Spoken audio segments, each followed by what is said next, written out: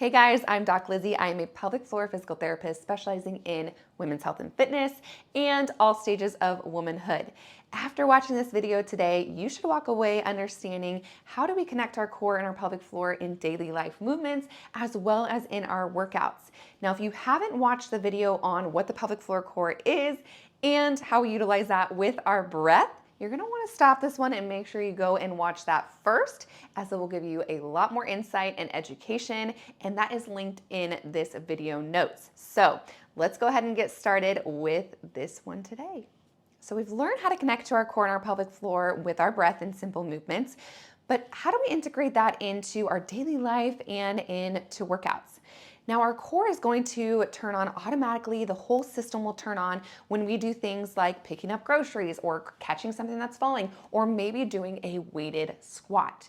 So how do we make that more automatic and how can we practice that? Well, we're gonna go over today how we utilize the breath with different movements, and we're gonna walk through it together so you can better understand how to use your breath with movements and how this is gonna start becoming a little more automatic for you, or something you just don't have to think about all the time. Let's go ahead and start together. Now, when it comes to something like a squat, we utilize our core system and our pelvic floor to be a strong base to allow for those other muscles to work more optimally and more efficiently, and ultimately be able to push heavier weight or to be able to brace better. So we're gonna do this together, and you've already learned how to do the inhale and the exhale and how to integrate the pelvic floor and core. So we're gonna do that with something like a squat. Now, when we do our squat, we are going down and up. But if we use our breath, we can better engage our core and better use those muscles like our glutes and our quads.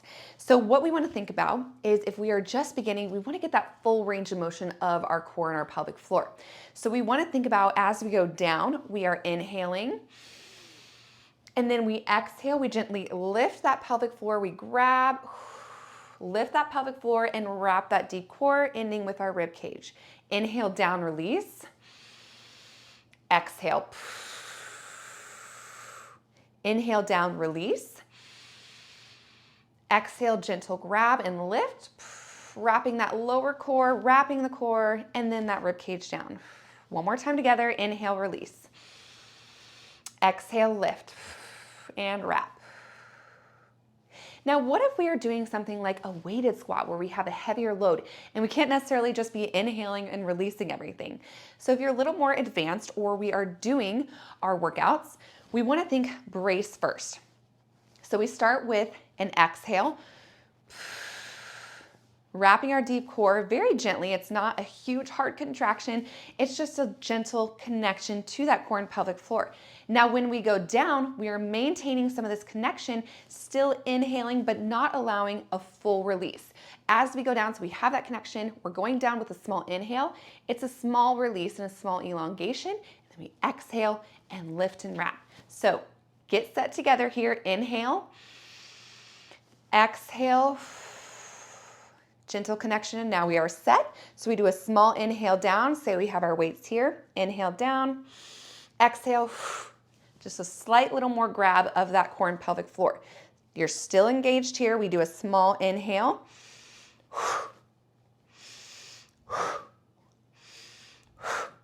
So this allows us to keep that good solid canister as we're holding that weight, which will prevent us from pushing down onto our pelvic floor and out onto our core for that support.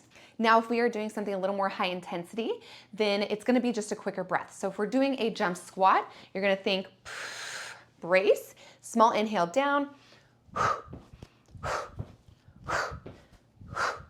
So you're doing smaller ranges of motion, but still connecting to those muscles to have that system work optimally.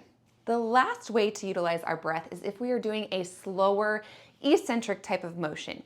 So if we are doing more of an eccentric weighted squat, this is going to require a lot of stability as we go down slow, slow, slow, and then push ourselves up. So if we're doing more slower motions like that, we do almost the opposite here. So we exhale. Now, since the load is mostly going down, down, down, and we're trying to maintain that load, we want to think exhale. We'll do a small inhale at the bottom, exhale, drive up. So this is what it'll look like. Exhale. Here we go. Exhale down.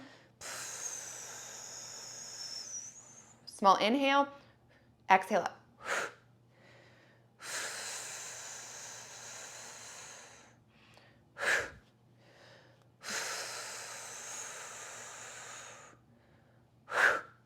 So when we do our exhale is when we are driving the force. So for just a weighted squat, we are mostly driving that force upward.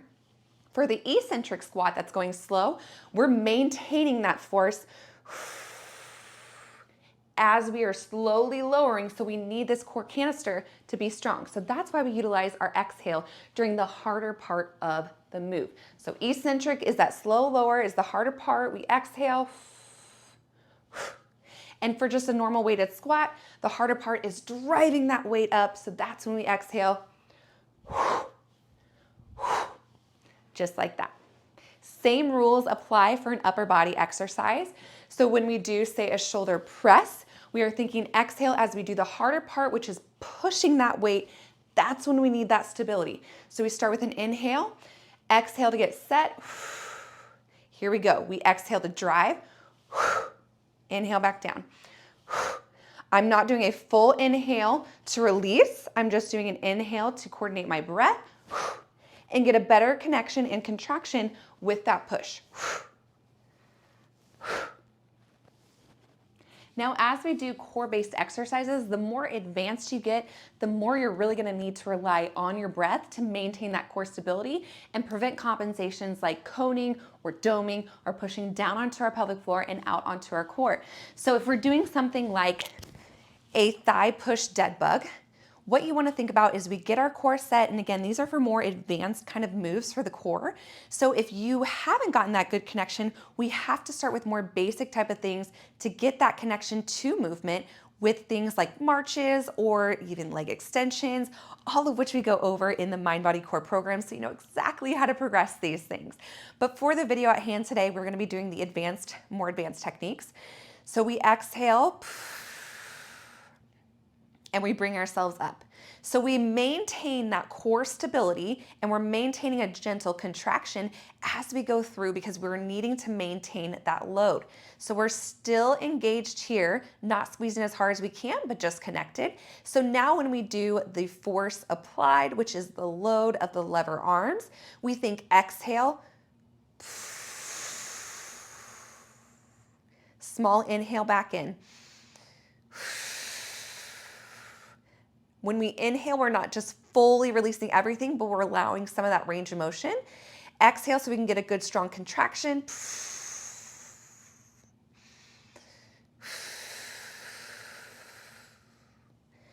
So the more load we apply, say with a weight or a longer lever arm, the more it's going to require our core and our pelvic floor to turn on automatically and engage.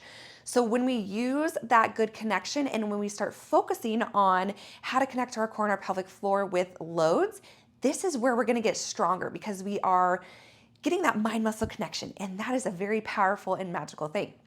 So again, let's do this together. We're going to start with an inhale.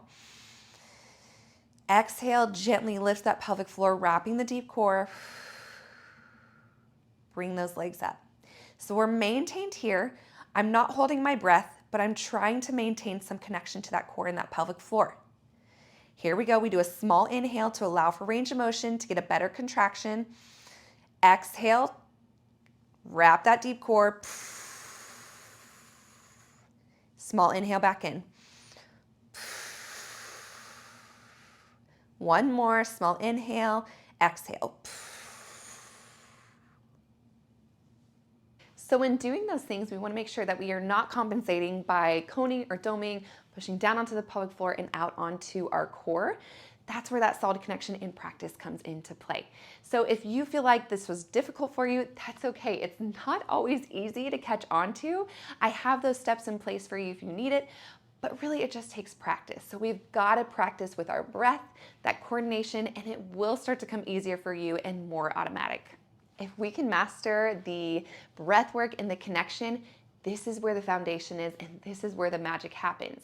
And it's not just in isolated core workouts like that thigh push dead bug, but in full body integrated approaches. So when we utilize this connection into our daily life and into our full body workout routines, that is where we build that strong core and that strong pelvic floor. It's not about doing Kegels all the time when you're sitting at a stoplight or maybe doing your red light therapy. That is absolutely not what we want to do. We want to be able to integrate it into our daily life so it becomes functional, and that's how we prevent issues, and that's how we fix our pelvic floor dysfunctions.